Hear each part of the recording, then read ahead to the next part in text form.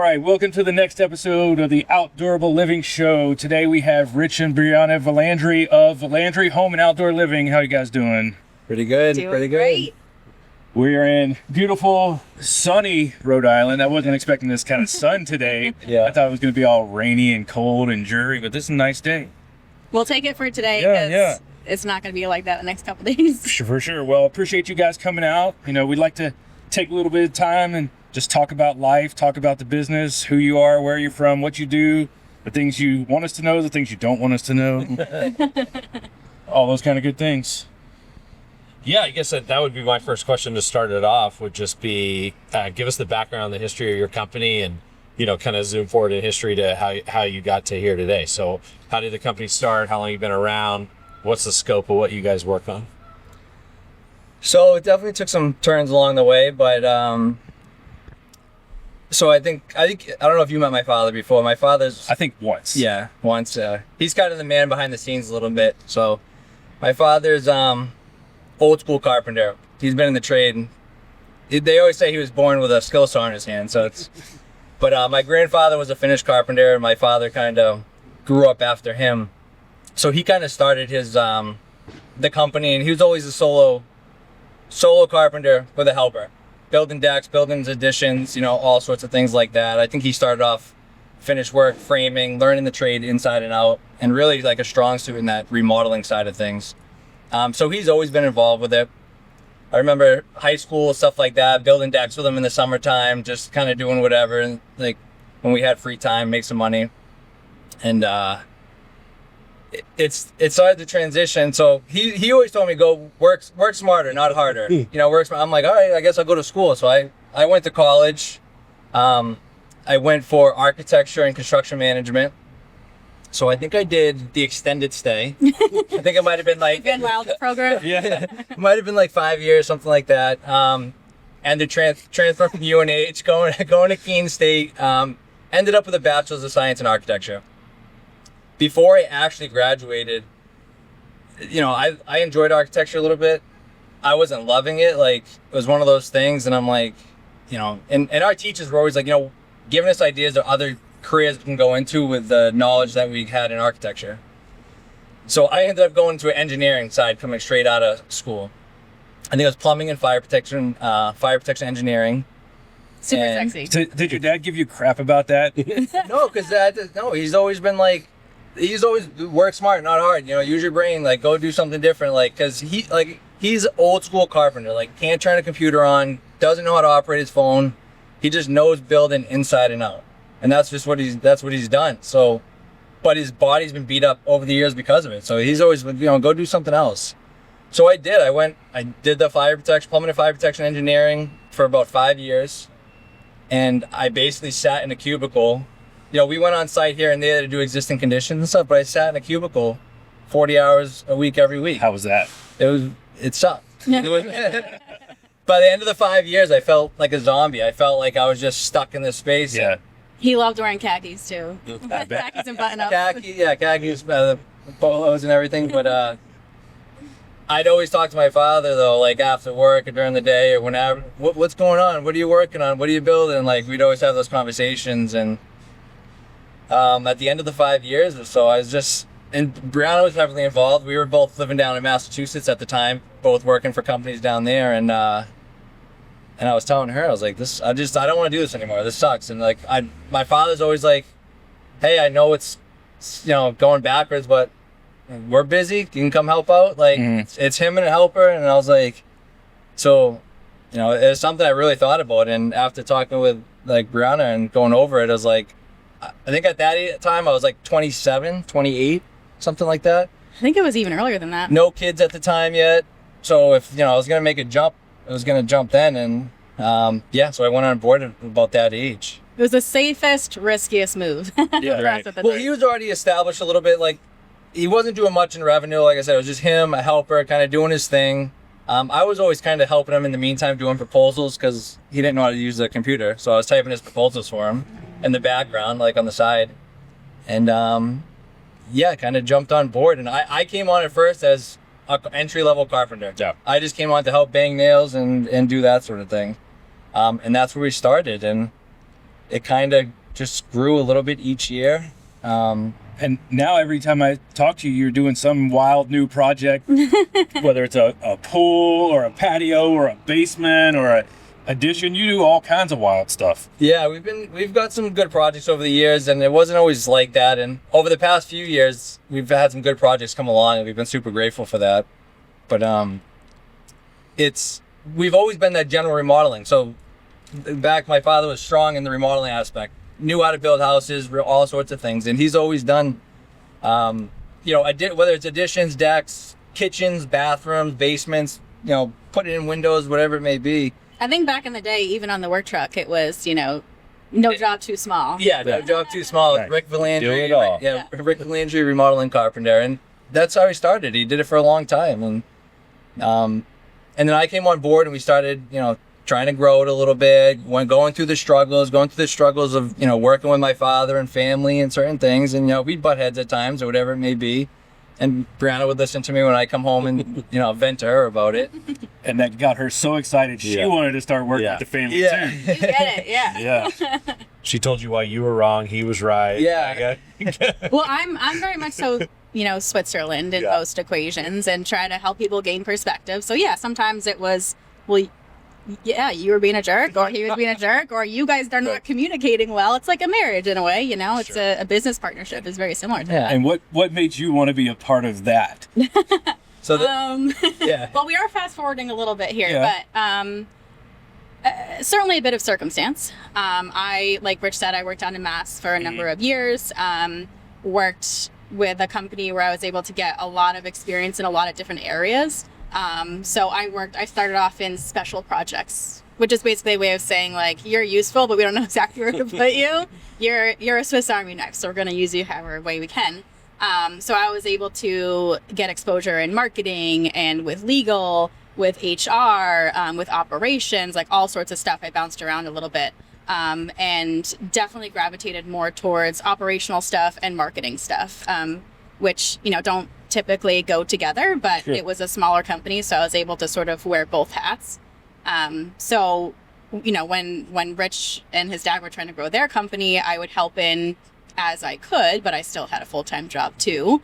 So, helping out with social media or some website direction or something like that. And then it just turned into us having more and more and more sort of bigger picture conversations, and, the type of company that we wanted to be, the type of brand we wanted to be, the type of experience we wanted to provide. And we ended up getting pregnant with our son. So I did my extended maternity leave there. And then... And he's 4 now? He's, just about to be 4, the April. And I couldn't imagine putting him in full-time daycare and going back to work full-time at that point. Right. So, we had a bit of a family chat at that point and decided that they had a need where I could, fill it in on a part-time basis and in a way that worked with my schedule. Nice. And, allowed us to sort of balance the work and family dynamics the way that we wanted to. So, yeah. And It's always good. I think that's awesome. And I think you both kind of hit on it in different ways, and the timing was certainly different. But, you guys joined up in a one-man shop, as you will, and brought different aspects. You talked about some of the educational side you had, but then really started once in the business from nothing. And I think that's, to Scott's point, I think it's easy to see looking back over that period of time now, that's helped you get where you are today, because you didn't just come in and say, I'm the boss, I'm running this thing. No. You learned it inside out. And obviously you had some seasoning over the years just helping out and being in it, but full-time certainly different. And then you brought a skill set that you could help in all these different areas when they're out physically laboring or working with the crews and all that. You're able to bring some of that other aspects to it. So I think it's no surprise that you guys have been successful being able to bring those aspects to the table and take something that already had a book of business and, like you said, was sustainable from that, and then kind of stoke that fire and grow it. Yeah, it's definitely. I think that was a big part, and that kind of helped us a little bit. Is we all brought those different strong points to the company. Like my father, like I said, my father had the background of years of experience that I could never even think about learning. You know what I mean? I came in at the bottom, like you talked about. I came in just carpenter, helping out, just trying to learn everything I possibly can, but brought the side that I learned from working in the engineering firm, where it's like, I learned how to like, you know, work like the organizational part of the system, the programs that we use, the 3D programs, those sort of things, and just kind of run it a little bit more professional. Yep. And not so like, he used to bring me a box of receipts, a shoebox full of receipts at the end of the year. We would all sit at the And table we'd sit down for a full day sorting these things out. And it just, so it's like little processes like that. And then, yeah, Brianna's side with the marketing and some of the bookkeeping and stuff like that, and just kind of leveling out everything that we're doing. It's been kind of huge with that aspect. And how involved day to day is your dad in the business today? Right now, he's heavily involved. Yeah. He's a big part of the company. So we're kind of split up. So, and this is kind of transition too. Sure. But basically, like, I'll control, or I'll work on some of like the sales. So the clients will see me up front. Sales, the estimating, the design aspect, some of the back end business stuff, that sort of thing. He is kind of your site super on site. He's just working with the subs, we have 2 full-time carpenters, working with them, making sure like the quality's there, that sort of thing. I'm kind of hopping back and forth with the computer stuff and keeping him organized on that end. And so that's what he's doing. So we kind of split it. He's out there in the field most of the time. Yep. I'm kind of in the office, kind of, back to being in the cubicle. I ended up back in the office, but at least it's a little bit more on own terms than. And I think that's interesting. The reason I asked is because I think there's a lot of folks in your dad's position that have built up and run these, businesses at all levels of success. And that succession planning is such a big question mark for a lot of people. Is what does this look like? Do I have somebody in the family that I can transition to? Is it a business that I build up to sell? Is it something that eventually we just we pull our shingle down and we're not in business anymore? That type of thing. So that's why I asked from that aspect, because from your dad's standpoint of having now 2 people in the family that are part of the business to be able to go, I think is interesting. I think there's a lot of people out there in that same position trying to figure out exactly what that looks like. Yeah, that's been a tough part. I was gonna say, it hasn't been smooth sailing for we I think this year we finally have some sort of clarity in what that looks like. Over the past 8 to 10 years, being completely clueless about it. Sure. Always being in the back of our minds, like, what are we going to do? How is he going to transition into retirement? How am I going to step into that? What does the team look like after his retirement? That sort of thing. So over the past year to 2 years, as we start to grow, we start working with some financial advisors and business planning and different things like that. It's it's like, all right, like, we have a game plan. Like, he's 60 now. He's turning 61 in July. He's going to start kind of slowing down over the next couple of years, going part-time. And then I'll start to fill in his spot with, new people. And, we got some people on the team, hopefully, that can maybe fill that spot. So, that's one of the things that I admire about you guys and respect a lot, is that you're not okay with the status quo. Some people may know this, some people may not. We're in a lot of groups together and different things like that. You guys are in our Alliance program. We are in a different program with Legacy Decks, and I see both of you asking all kinds of questions on how to get better. Yeah. And for me, that's inspiring for me to see you guys pushing the limits, trying to get better, asking questions, doing all that, because it's easy to just take over for your dad, swing a hammer, and just stay on that path. But you guys are trying to rise above that, and I think that's really cool to see. Yeah. I feel Brianna and I have talked a lot about this, and you feel like you have to, like you can create a lifestyle business for yourself if you want, and then there's nothing wrong with that, you know what I mean? But we have people on our team, with my father retiring, us want to grow, us having kids has opened our eyes about that, and just we have to build something that people can kind of grow within too a little bit, and kind of give us what we need. And I think it's important to kind of keep pushing forward. And like you guys, the industry is always changing too. You have to kind of keep up with it, or else you're gonna fall behind. It's moving so fast now. But yeah, you kind of have to. I think the dynamic of you guys working together is also interesting. So like if you were, staring into another couple, it's like, all right, we're gonna do this. We're gonna do it together. Whether we're starting out on our own, whether we're in a transitionary type thing within a family, whether we want to go buy a business, whatever it is. What have been some of the highs? You don't have to focus on the lows, but what are some of the realness of you guys working together every day? What do you think? Well, I think that we are fortunate in that So we've been together for a very long time. We met in college. So we've worked. Can't be that long. You guys are young. Yeah. We were actually college roommates. Fun fact. College Yeah. roommate. Yeah, that's what it didn't Yeah. didn't last long, but Yeah, I lived in a house with 5 girls, and we needed one more roommate. One of which was one of his good friends from school, and he was in a pinch. We were in a pinch, so it worked out. And here we are. Nice. But so point is, we've been together for a minute. Yeah. And I think that we, have worked through some of the communication kinks that some people might have, in a relationship in general. So that certainly has helped with our business dynamic as well. And don't get me wrong, sometimes he'll ask me to scan a paper, and I'm like, you get up and do it yourself. Something like that. But the big picture stuff, we support each other very well, and we complement each other very well too. Yeah. I have full trust that what his lane is his lane, and he's going to execute it. I won't say perfectly, right? Because that's not accurate all the time, but he's going to do his job, and he's going to do it well, and I don't have to check in on that. And same thing with what I do. He has full trust in, our vision, our execution, what I'm working on, and he's not breathing down my neck or micromanaging or worrying about something being done. And even, backing it up, even with his dad, we know that the field is being handled. We know that that's being executed well too, because we all have our lane, we all have our expertise, and even more recently, we've implemented very sort of structured, meetings. Like they have production meetings, we have marketing meetings, we have finance meetings, we have, big picture. No more shoe boxes. no more. Exactly. Yeah, I kicked that shoebox to the curb a while ago. Yeah. So we've always said, or I've specifically said to Rich, even though we're a small company.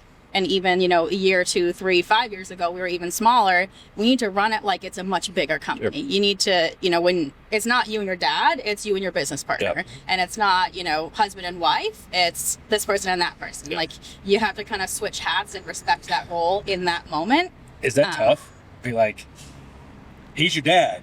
Yeah. But there's times you might have to put him in his place. Is that a awkward situation? I mean, we're human, right? Yeah, it's definitely, I think the signs that we've each put each other in our own place, but it is tough. And I think I can't forget the fact that he is my father, but I can't forget the fact that he comes from a background that I've never been part of that. Like he's seen so much over the years, and I just have to respect that. And it is what it is. And and give him that. And sometimes I just learned, and I'm still learning. It's still an ongoing thing, but to just step back, let him run with it in his area out in the field, and I'm cool with that. And the same thing on my side, like I try to keep up with the products and new things coming out and design details or whatever it may be. And he's such old school with it. It's like it used to just be Katie lumber and like all this stuff. It's like Fortress, like decking, like what is all this stuff like? Right. So, but at the same time, he trusted your judgment, right, and your vision, and was basically like, let's give it a go. If we can make it work, great. Yeah, but I think that's key. What Brianna was saying, it's you have to have separate roles, and trust each other. Like anything, you're gonna hire somebody, you're gonna trust them a little bit, let them run with that, and there's times we come together, collaborate, see what's working, see what's not working, and try to expand on that. And again, we've had some help along the way. We work with business coaches and stuff, and like you said, Legacy Decks and the Academy, and learning a lot through that process. But yeah. So you hit on deck building, some of the new stuff, things like that. Like, home renovations in general, especially stuff that you can see and people can show off, are just super personal to homeowners. So how do you balance expectations of everybody wants everything, cheap to free, and staying on design trends and making sure you're delivering quality craftsmanship, right? That you guys have. So how do you kind of pull all that and balance that together? Yeah, that's been a little tough. So just to jump back a little bit. So we talked about we were always doing general remodeling, additions, that sort of thing.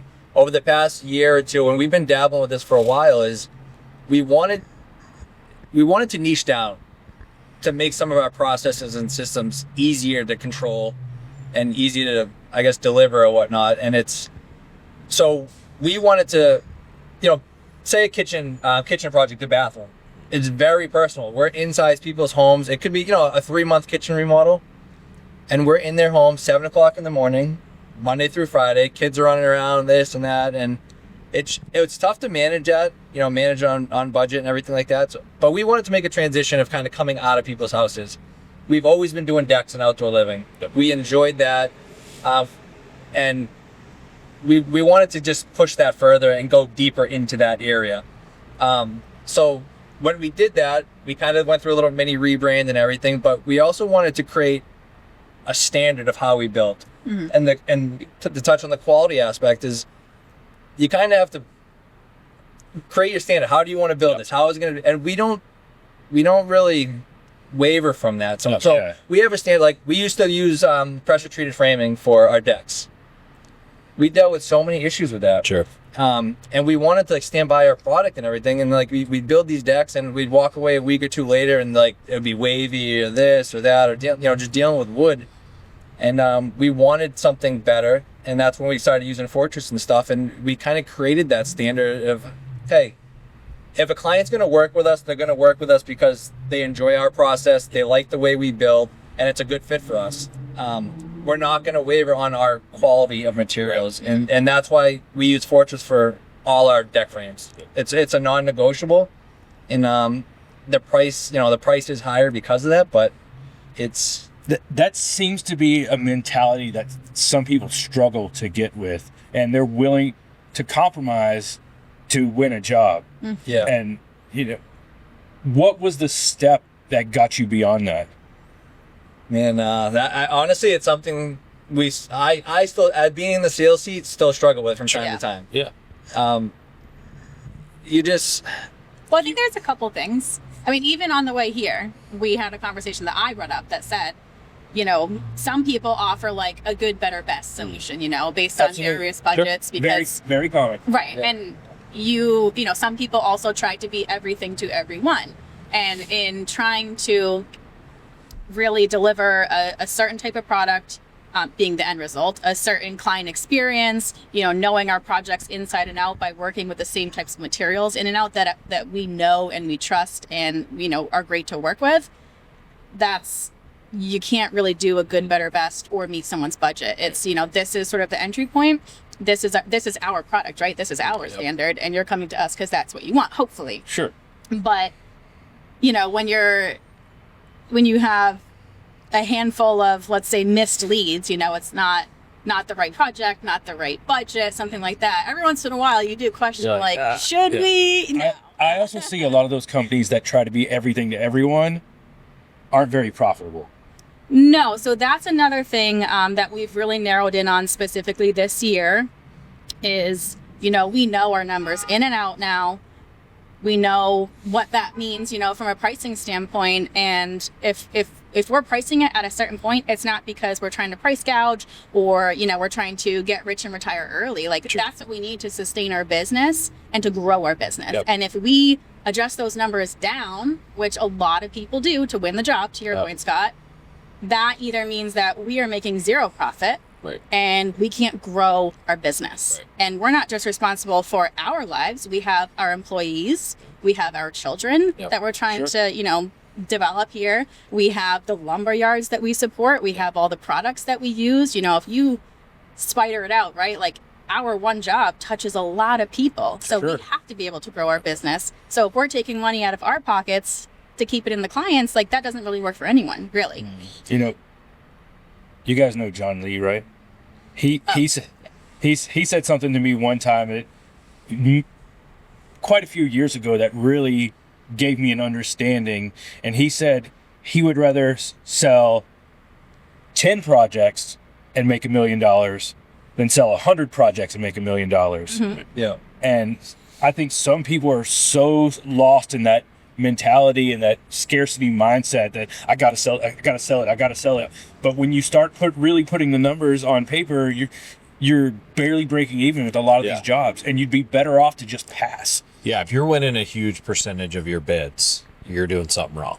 Which is crazy to think about, right? You want to be like, I have 100% close rate, but no, you really don't. Or you shouldn't. Right, you shouldn't, right? Because you shouldn't be everything for everyone. Exactly.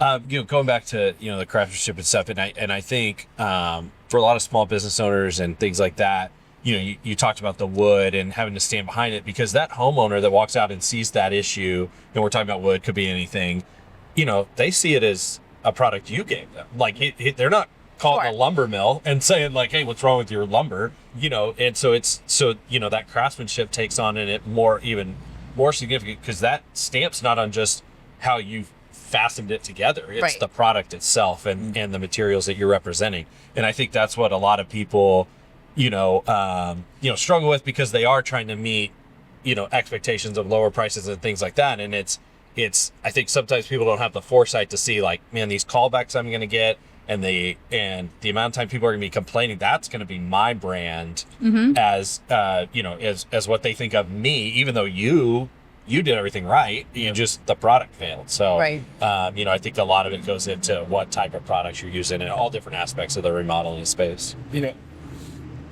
There, a few months ago when we were in Mexico on our Alliance trip, there was a conversation we had that centered around trust quite a bit. And I just can't get myself to do it.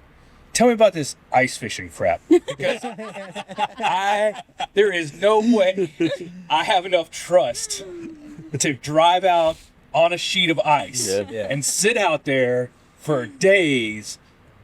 No. It takes a special breed of person for sure. I don't know if you ever get used to the snapping and cracking, like and stuff like that. Some of them make you jump, but it's fun. It's a fun hobby throughout the winter. It gives us some, like, I don't ski or snowboard or anything like that anymore. I gotta try to save my knees, and Brianna would probably want me home more often, but get on the ice, get out there, relax, kind of. But this year we had a great year. We had about 20 inches, 22 inches of ice, and people were driving trucks around and all sorts of stuff. And then in like a week, there's a video of somebody's truck falling through the ice, and 1 day people die.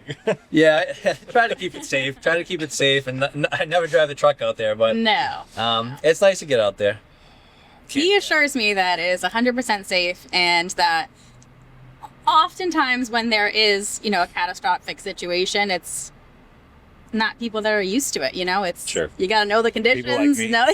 Well, she's always making fun of me because I'm checking the weather like every day. Not multiple times a day. I'm always usually for multiple areas too. A lot of the hobbies I do, whether it's hunting or fishing or work in general, it's like all weather related stuff. Like I'm constantly checking it, and it goes to people like that will come up from like maybe Massachusetts or down south for like the big fishing derbies and stuff, and they haven't been paying attention to ice conditions or weather or any of these things, and they just go out there and start bombing around the lakes thinking it's all safe. But the lake could have been open in certain spots a week before that, but they don't know that. So do you catch bigger fish in the wintertime? I don't catch many fish. So he barely caught anything this year, but was it last year or 2 years ago? This is his claim to fame. It might have been last year. No, I got a good one last year. I was able to place third in like the big fishing derby and stuff. Nice. And it was fun, but it's one of those things like. Wasn't it the biggest fish in New Hampshire, like for that derby? For the derby, for the derby. But like, it's no big deal. No, but it's fun. It's crazy when it happens. It's just unrealistic to catch fish that big. It doesn't happen often, and just super happy to be able to make that happen. And but how big are we talking? Are we talking like 12 inches? No, I think it was just under 17 pounds and about 3 feet long. Wow. So it was a good sized lake. It was being mounted apparently and going. What kind of fish was this? It was a lake trout. So it was a laker. Yeah. I think it's got to be prominent. That's got to be like right above the master bedroom, right around the fireplace in the living room. Trout have teeth, right? Yeah, they have some teeth. So you're swimming around in a lake with 3-foot trout in there. Yeah. That's almost as tall as him. That's how Brianna thinks. Like every fish is gonna start nibbling on her feet or anything like that. But And I grew up in that area too. Like he grew up in southern New Hampshire. That's basically Massachusetts. So it's a little bit different. Yeah, it was a shot. Yeah. But yeah, I grew up swimming in lakes and ponds and all that stuff. I grew up swimming with alligators but. Yeah, excuse me, let's talk about the catfish, whatever that's called. Oh, noodling. Go noodling? Yeah, shoving your arm in a catfish. Like, that's wild. You're not frozen, like... Oh, we don't do the frozen thing. You're just shoving your arm in a lake and hoping that it's a catfish and not an alligator. No, there's no hope. Yeah, you know. You know when there's a catfish in there. Then you feel around and you feel the catfish, and you take a deep breath, and you go underwater, and you stick your arm in the hole, and the catfish will latch onto your arm, then you reach your hand through the gills, and you pull it out. Yeah. You come ice fishing, we'll do that. That's the difference. We're on top of the water. You're actually in the water. But in that situation, it's also like 95 degrees, and the water is nice and refreshing. You're not falling to your frozen death. Yeah, it's usually pretty windy on the ice too. Oh yeah. Okay. Do the sheds like slide around because of the wind?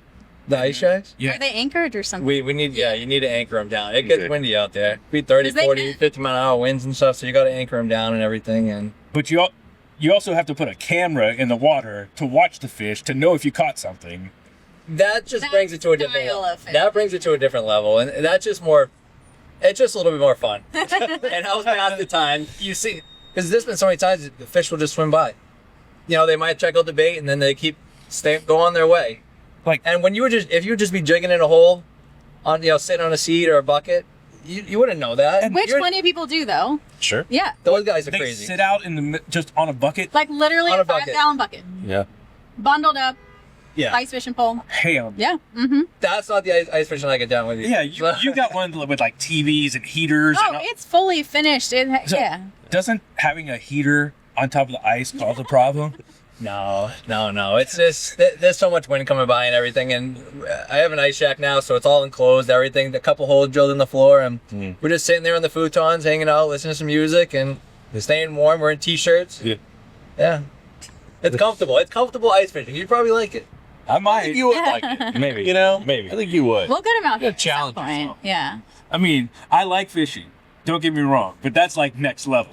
Yeah. I've been out on, I've gone out with Kevin in his boat. I've been out deep sea. I've done it, but ice fishing, that's Sounds like Well, I it's think the it's- next thing to check I off think your list. it shows you guys have a lot of similarities, right? Like you similar industry, things like that, both reasonable people and all that, but it's like how different people's perspectives can be of the world, because you can't imagine noodling, he can't imagine being out there on the ice. It's like, man, sometimes we're a world apart, in certain topics. Yeah. I will say though, so if you look at his two biggest hobbies that he just mentioned, hunting and fishing in the summertime and in the wintertime, like that sort of relaxed environment, you're out in nature, it's very grounding experience, you don't have all this external sort of, stimuli and whatnot. That's sort of his way too of just exhaling, right? Like as a business owner, you have a family, you work for someone, you own a business, whatever it is, like you need that time to You have just to have an outlet. decompress. Yeah. And or you'll go crazy. as much gripe as I give him sometimes for, being gone for a day or a weekend or whatever, that's he needs that. And I think it's important for everyone to have something like that to decompress, whether it's in nature or not. Yeah.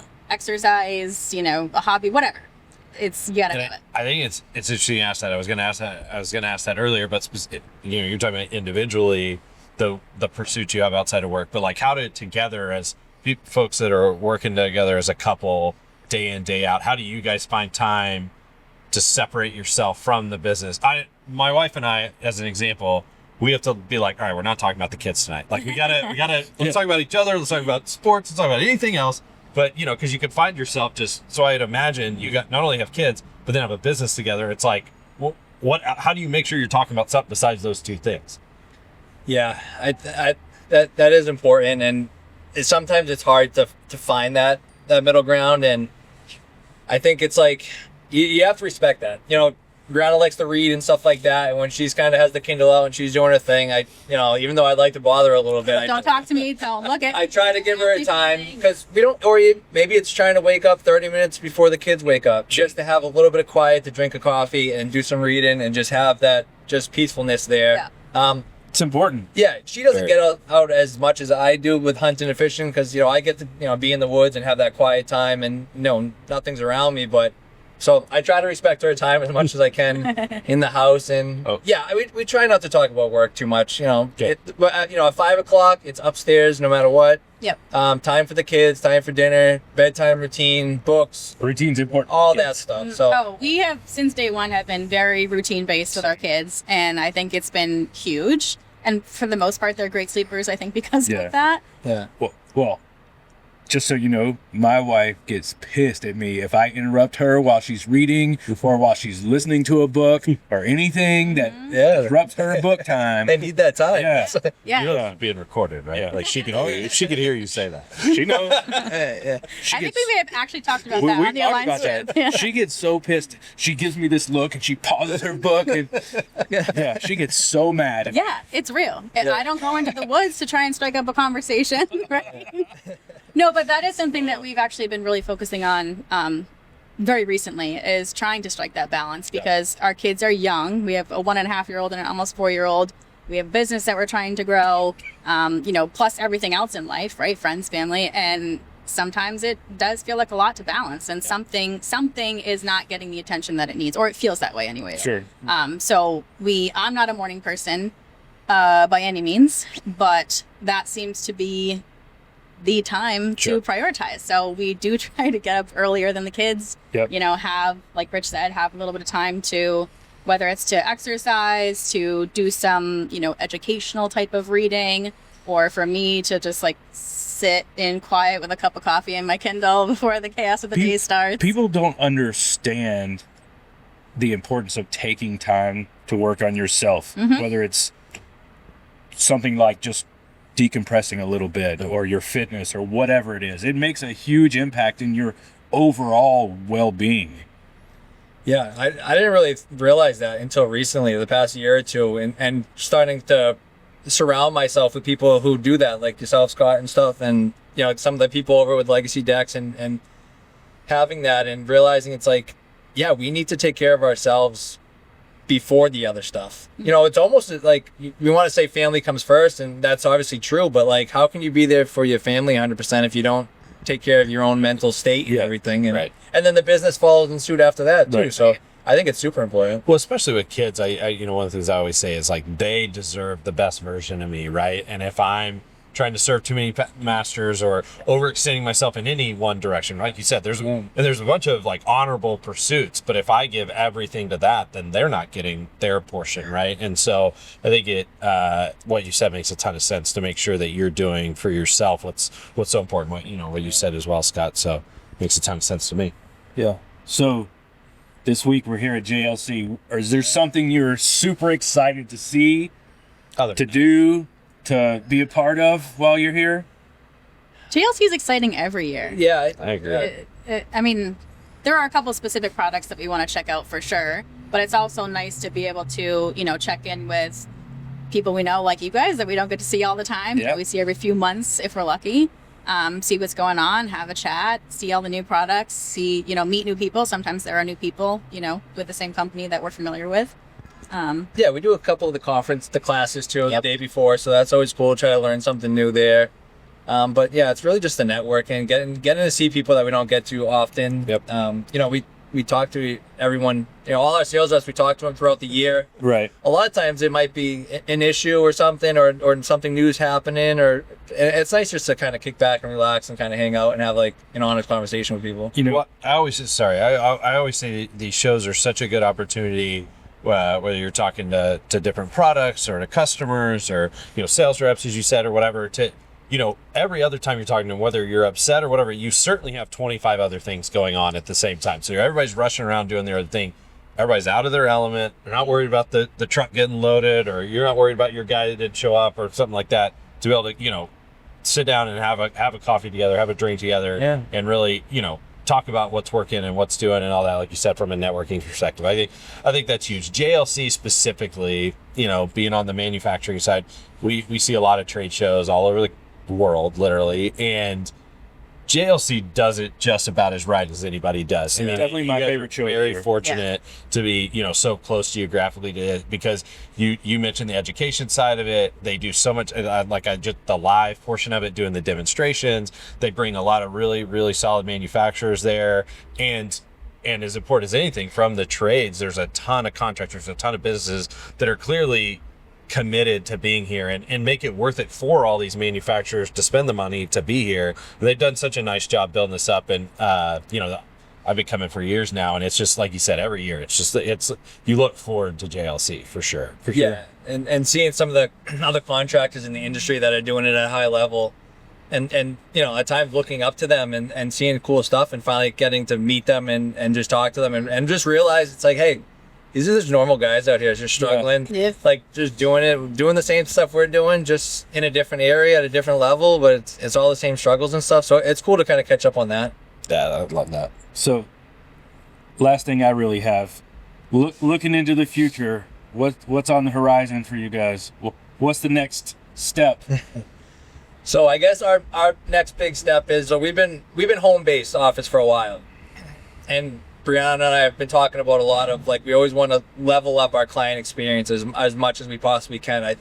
I think there's always a spot to be able to put money into client experience and kind of invest in that. So we're in the process of signing a lease on a office and showroom space. Nice. It's an empty space, but we want to build it out as a full showroom. Yeah, that's a big deal. Yeah, it's big. It's big for us starting off a small company. We're trying to step forward and everything, and we've been keeping it quiet for a little bit because we want to get it designed and everything like that, and have a really nice space to bring clients in and level up that client experience. So that's exciting. That's our next big thing over the next year to 2 years. So nice. Yeah, I love that. So when your kids are starting to help you out in the summer, when they're, you know, which is scary, it'll come faster than you think, but you know, 10, 12 years from now, what do you want them to think about mom and dad and the business that they run? Like, what do you guys want them to see every day? Oh man, that's a question. That's a tough one. Yeah. No shooting. And we could probably answer this in a couple different ways, but I think if they look, when we get there and they look to say that, you know, we never quit.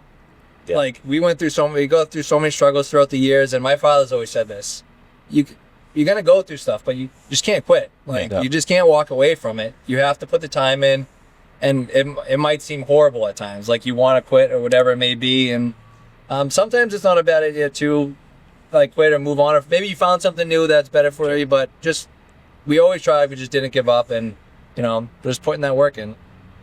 That's what I think. I think one of the things that, you know, it's easy when you talk about a husband and wife working together. It's like, oh, the negative side of that.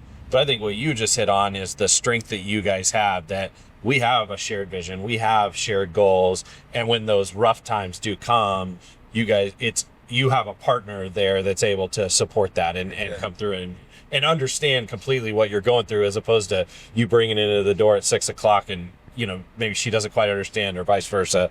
So I think that's one of the huge pros of when you guys working together, or other couples that work together, is opportunities to support each other when you do see lean times and things like that. Yeah, it's big for us to be able to lean on each other and understand where we're coming from, because we're both in it. But sometimes it's a venting situation. Sure. Sometimes it's I need advice. Sometimes it's am I in the wrong or are you in the wrong? Yeah, she's even like, you know, I don't need a response from this. But just listen to me for a while. Sometimes like, we preempt that conversation. I don't need advice. I just need an ear, right? Yep. Or please help me. What do I do? Yeah. So it is good. It definitely, it's easier to go into battle knowing she's there than not being there. Yeah. That's for sure. Well, you guys certainly made an impression on us. You guys have been obviously super loyal, and we appreciate everything you guys have done for us. And this has been fun to sit there. So I appreciate everything you guys have done. Yeah, absolutely. I appreciate you guys hanging out with us. No, we appreciate the opportunity. So my goal this year, one of my goals was to get Rich on a podcast. Oh, well, so there you go. Oh, you guys made it happen. There you go. Look at that. Yep. He roped me into it too, as you can see, but yeah. But my year-end goal came in the first quarter. So thanks, guys. Look at that. Yeah. See? Yeah. We didn't even know that. Making dreams come true. That's right. That's right. That's right. So thank you for having us. Awesome. Well, appreciate you guys. This has been the Outdoorable Living Show here in beautiful Rhode Island. We look forward to the rest of the week with you guys at JLC. Yeah, thank you. Oh, yeah. All right, appreciate it, guys. Thanks.